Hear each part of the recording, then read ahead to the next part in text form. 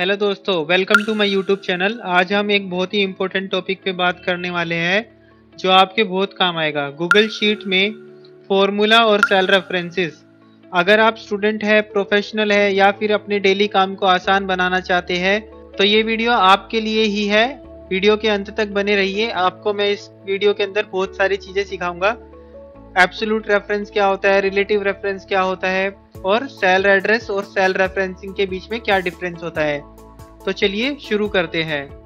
तो दोस्तों, सबसे पहले अगर बात कर ली जाए फॉर्मूला की, तो मैंने आपके सामने A1 में A1 बेसिकली इस वाली सेल को बोलेंगे क्योंकि ये A और 1 से मिलके बनी हुई है, और यहाँ पे B1 में ये वाली सेल को बोलेंगे B1 क्योंकि यहाँ पे B कॉलम और फर्स्ट रो के अंदर मैं वैल्यू को लिख रहा हूँ, इसलिए इस सेल का नाम B1 है।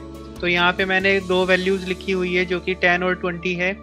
अगर हम फॉर्मूला को यूज़ करना चाहते हैं तो गूगल शीट के अंदर हमें इक्वल का साइन लगाना मैंडेटरी हो जाता है गाइस, और उसके बाद हमें उन सेल का रेफरेंस पास करना होता है जिन सेल्स को हम यूज़ करना चाहते हैं अपने फॉर्मूला के अंदर, जो कि मुझे एट दी एंड कैलकुलेट करके रिजल्ट प्रोवाइड करेगा। तो यहाँ पे हम फॉर्मूला के अंदर सेल रेफरेंसेस पास कर देते हैं जो कि हमारा A1 है। मैं A1 को B1 के साथ ऐड करना चाहता हूँ तो सिंपली मैं इस तरीके से कर सकता हूँ। एंटर में जैसे ही दबाऊंगा यहाँ पे आप देखेंगे कि मेरे पास इसका आंसर आ चुका है। तो गाइस, आई होप आपको सेल रेफरेंसिंग तो क्लियर हो गया होगा। अब हम बात कर लेते हैं रिलेटिव और एब्सोल्यूट रेफरेंस के बारे में, उनको किस तरीके से यूज़ किया जाता है। तो चलिए देख लेते हैं।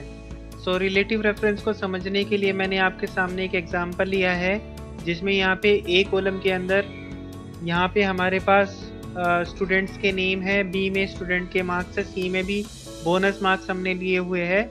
यहाँ पे हम फाइनल मार्क्स दिखाना चाहते हैं तो हम सिंपली यहाँ पे राम के फाइनल मार्क्स निकालने के लिए तो हम इक्वल का साइन लगा के B2 प्लस C2 हम यहाँ पे कर सकते हैं। तो ये तो हमने एक का निकाल लिया, लेकिन हम ये सबके लिए नहीं निकालना चाहते एक एक करके। तो इसके लिए हम सिंपली क्या कर सकते हैं, यहाँ पे कॉर्नर में जाके ब्लू कलर का जो डॉट है उसको हम पकड़ के नीचे ड्रैग कर सकते हैं। इस तरीके से हम बेसिकली रिलेटिव रेफरेंस ले रहे हैं हर सेल का। एग्जाम्पल के लिए यहाँ पे आप देख सकते हैं जो चीज़ मैंने यहाँ पे इसके लिए की वही चीज़ मैंने यहाँ पे इसके लिए की है। तो बेसिकली F2 की मदद से आप चेक कर सकते हैं कि क्या फॉर्मूला यूज़ हुआ है हमारी सेल के अंदर। नाउ आप समझ लेते हैं एब्सोल्यूट रेफरेंस का किस तरीके से यूज़ होता है। एब्सोल्यूट रेफरेंस को समझाने के लिए मैंने आपके सामने एक एग्जाम्पल लिया है। यहाँ पे बेसिकली हमें 10 की मल्टीप्लिकेशन निकालनी है इस वाली C कॉलम के अंदर। तो चलिए देख लेते हैं किस तरीके से हम कर सकते हैं। तो इसके लिए हम सिंपली क्या करेंगे, इक्वल का साइन लगाएंगे और यहाँ पे हम A1 की मल्टीप्लाई करना चाहते हैं B1 के साथ। तो A1 मल्टीप्लाई के लिए हम स्टार का सिंबल यूज़ करेंगे एंड देन हम यहाँ पे ले लेंगे B1। तो ये हमें निकाल के दे देगा A1 multiply by B1, right. और इसको हम ड्रैग कर देंगे तो ये तो हमारा रिलेटिव रेफरेंस हो गया जो कि हमने जस्ट नाउ अभी देखा है। अगर हम यहाँ पे 10 ले लेंगे सब जगह पे तो ये बेसिकली हमारा आंसर निकाल के दे देगा जो कि रिलेटिव रेफरेंस की मदद से निकाल के दे रहे हैं। लेकिन गाइस, मैं नहीं चाहता यहाँ हर जगह मैं हर सेल के अंदर एक वैल्यू लिखूँ जो मुझे मल्टीप्लिकेशन करके दे दे। यहाँ पे मैं चाहता हूँ इसी वाली सेल रेफरेंस को हर एक सेल में इंक्लूड करना। तो यहाँ पे हम सिंपली क्या कर सकते हैं, जो B1 है B1 को हम F4 की मदद से लॉक कर सकते हैं। तो यहाँ पे आप देखेंगे B1 हमारा लॉक हो चुका है कुछ इस तरीके से।